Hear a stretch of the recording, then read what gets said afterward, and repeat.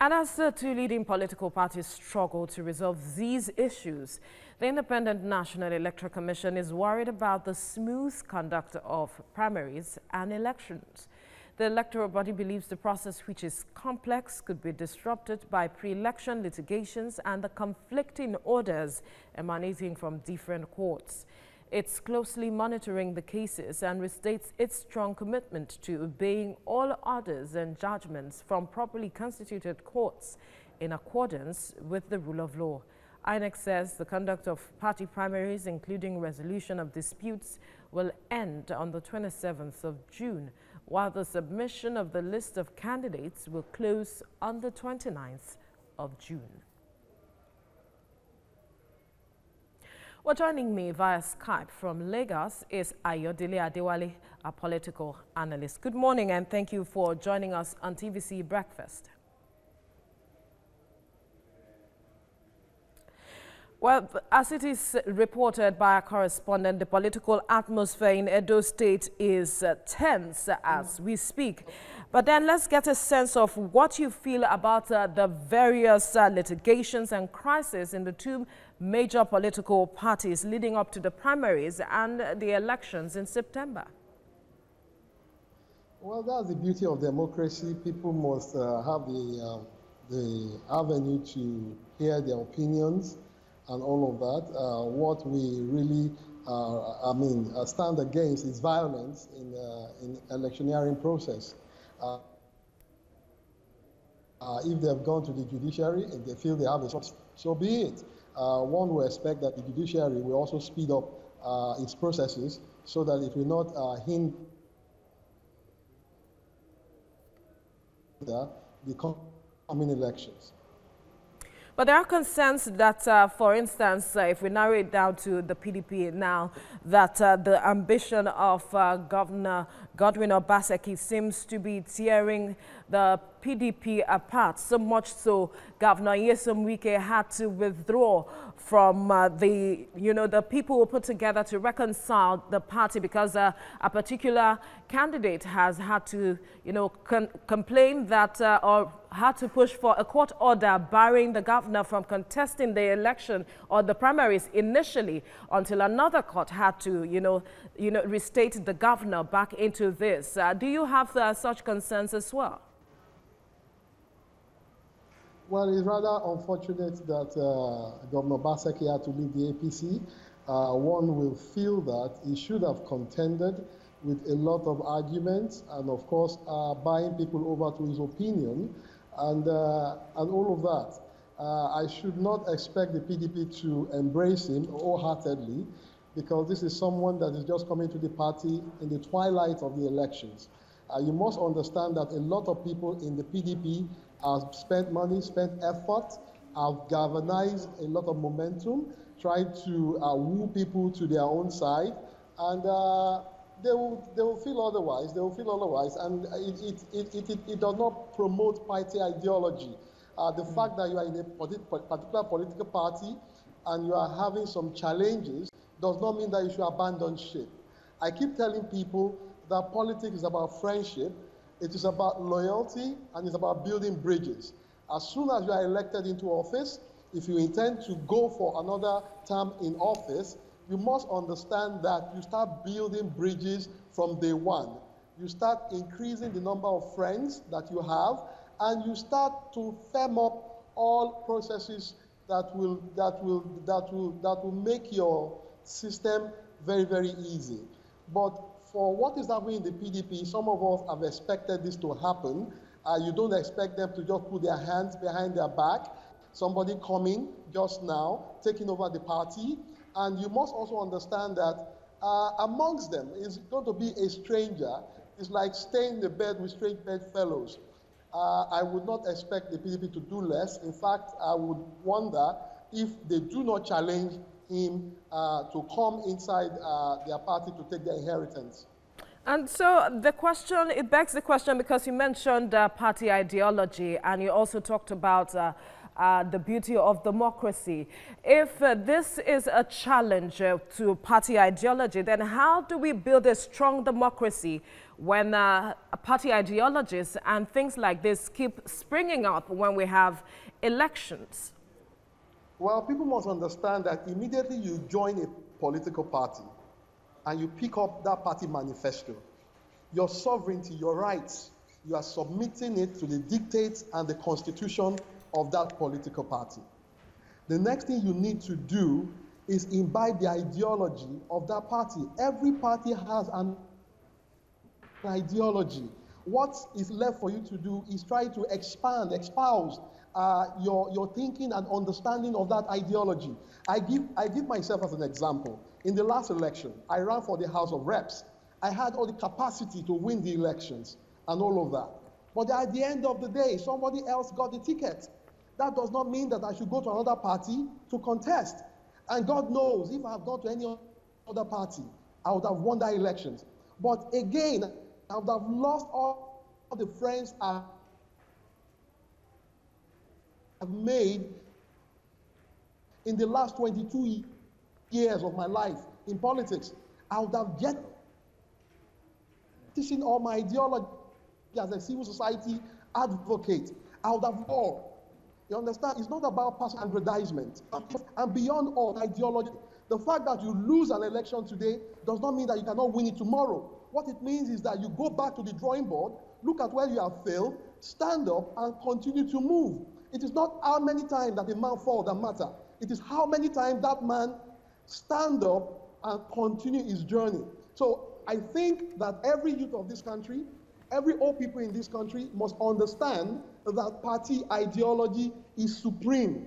Party ideology is supreme. No matter how idealistic you are, no matter how beautiful your position is, you must be able to make people understand it and come to your end of the divide. But if I may interrupt your line of thoughts, Ayodele, there seems to be some sort of threat to what is you have termed party ideology that is making a lot of persons move from one party to the other. And this has been termed as godfatherism in party politics that is generating conflicts. How do you resolve this when you're trying to ensure that party ideology is supreme? It's rather unfortunate that the name or the coinage, godfatherism, have been as guide fathers. They guide you towards a process. For instance, you come to the Catholic Church, you want to do christening of your child. The priest will ask you, who is the godfather of this child? What it simply means that who is the locus in parentis for this child? Who is going to guide this child? Everybody must be guided by someone. Even if your guardian or your godfather, if I may use that word, your godfather decides to guide you on a particular pattern, and you see that pattern, there's every likelihood that you are going to hit the rock. The best you can do is go and meet them quietly. Try to convince them that if you go on that journey, if you go on that travail, there is every tendency that you are all going to fall into an abyss. You understand? They are not monolithic in thinking. You understand? I have a godfather, and I will continue to have a godfather. Asiwaju Bola Ahmed Tinubu is my godfather. Engineer Rauf Aregbesola is my godfather. Senator Tokunbo Afikuyomi is my godfather. Chief Henry Agumale is my godfather. Late Professor Jadesola Akonde and Dr. Bekor and Som Kuti are my godfathers. You understand? Including Chief Anthony Enahoro. And every time we have something that I do not understand, and what I do as a little kid is go before them, try to convince them to see my opinion, which I did to Chief Anthony Enahoro of blessed memories. And my opinion was taken that the political benchmark into any elected office in Nigeria should be 18 years of age in the Pronaco. And I won that argument. It wasn't easy, but we won that argument after 2 years. 2 years of agitation, 2 years of consultation, and at the end of it, at the Pronaco plenary, that position was taken, and it is in our draft constitution. We must understand that we must continue to engage in the system.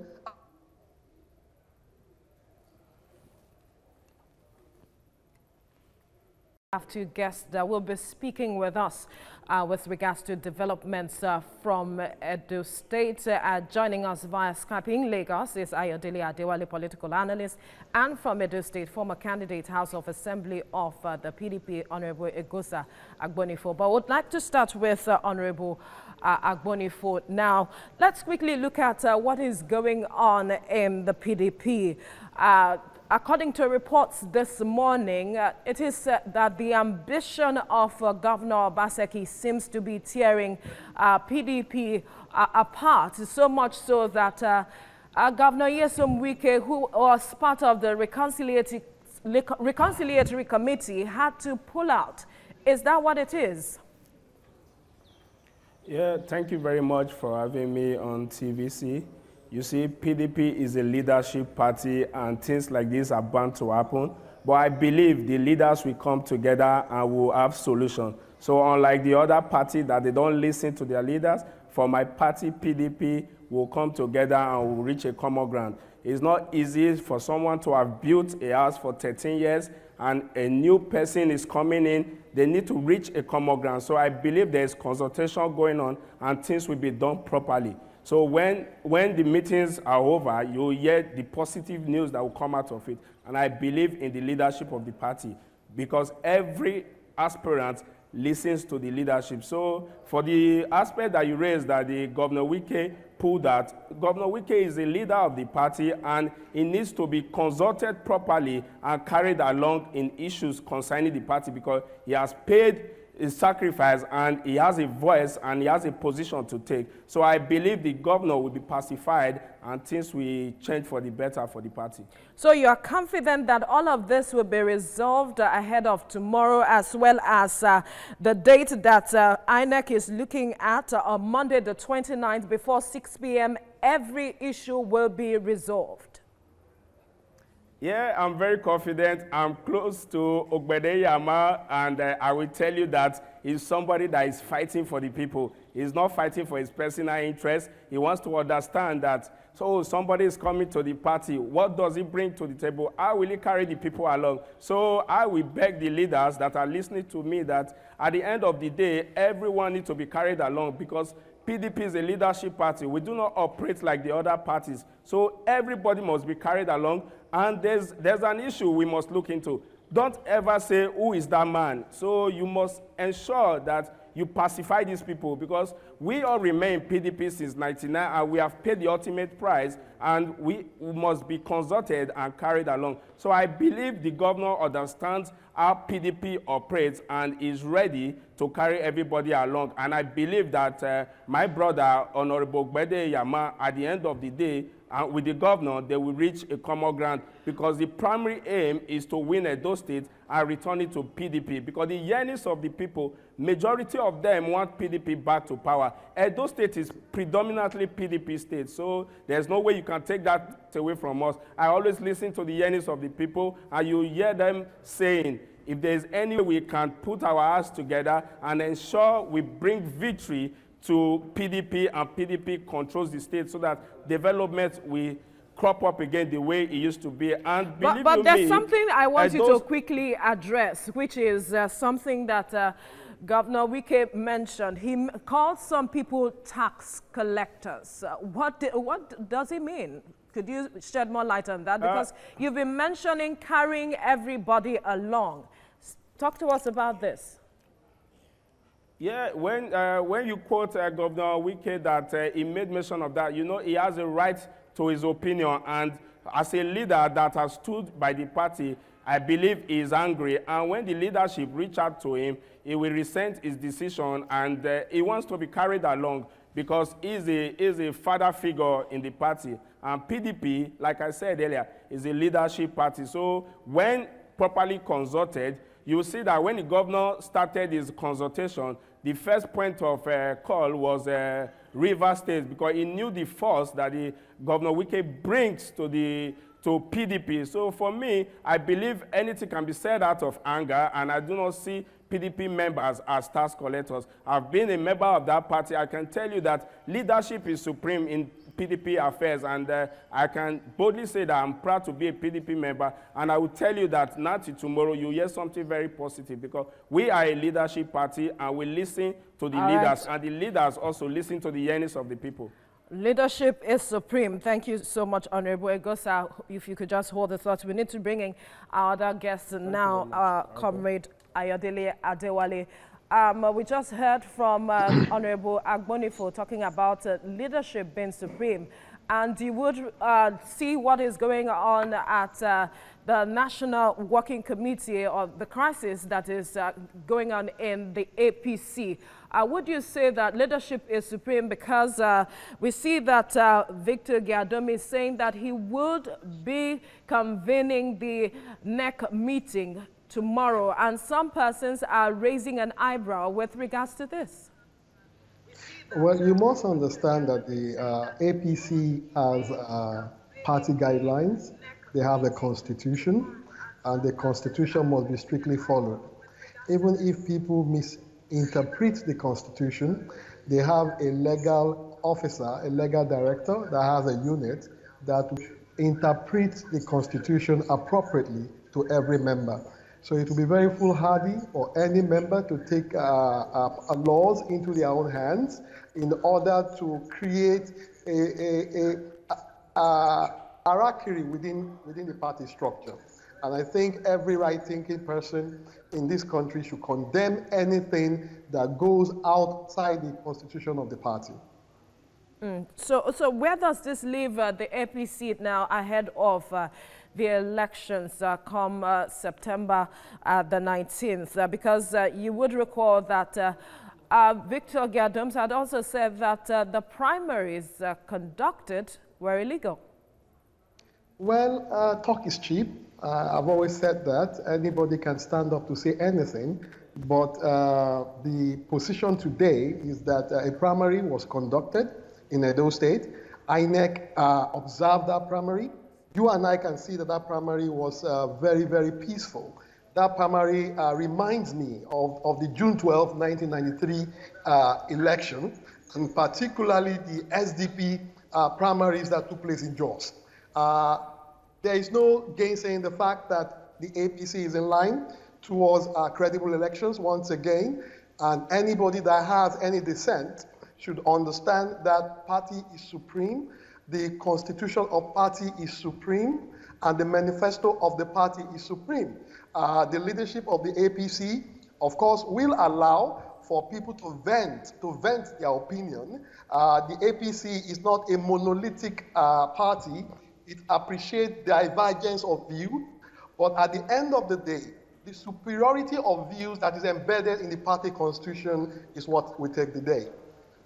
So what we see leading up to the September 19th election from both parties now, is it a picture of what is to come for you, gentlemen? I'll start with you, Ayodele. Well, the APC is on the right footage. The first hurdle has been crossed, which is the party primaries. The winner of the primary election, his name has been submitted to the INEC. And already campaigns are ongoing from house to house. You watched the APC candidate yesterday in one of your programs when he said they have started their campaigns and they will use the mass media, social media, and other electronic platforms to reach their people. And of course, not forgetting the town crier system. And of course, reaching people at their door-to-door point, while also observing social distancing within this pandemic that we are facing right now. The APC has no issues. What you just see, or what you are seeing now, is part of what garnish a democratic process. APC will not gag anybody from venting their opinion, but again, APC will not jettison its party constitution. Absolutely. Let's look at Honorable now, Agbonifo, your final words on this. Do you think that the move of Governor Godwin Obaseki alongside the 18 local government chairman has placed him on a position of advantage against the APC? Thank you very much. That the move the governor did was very strategic, and as you can see, the pressure has now moved to PDP because it will be a one-way election by the time we get our candidate that will represent us, because the buckload falls on the primary. So by the time we get our candidates by tomorrow, you'll see that the election will just be a one-way traffic, because the Edo people, they are yearning for a change, and they want to see PDP back to power, an inclusive government that is not controlled by an individual. So for me, I will tell you that it was very strategic for the governor to have come to our party, and to say that he came into the party on the same day I was celebrating my birthday, and that was historic. So I want to let you know that the buckload falls on the primaries. After the primaries, PDP will take Edo State, because Edo State is predominantly a PDP state. When there's free and fair election, there's no way anybody can wrestle power with any candidate that PDP brings out to contest the election, because the yearnings of the people is obvious that they are truly out to make a statement. I'd like Comrade Ayodele Adewale to react to your statement now. It says this is going to be a one-way traffic after the primary is done. Is that what you think? He's free to build his castle in the air, but APC, it's a very robust party that also believes in grassroots mobilization. Mr. Eze Yamu is a tested and trusted politician. He's a grassroots politician. He's very, very vast in politicking, and he has a lot of following in the APC and, of course, in the community. Let's leave the rest to time. Time will tell, but I know very strongly, very positively, looking at the structures on ground, and of course looking at the following among the Edo people, that APC will win this election. All right, Comrade Ayodele Adewale, political analyst and former candidate House of Assembly of the PDP, Honorable Egosa Agbonifu. Thank you so much for speaking with us on The Breakfast Show.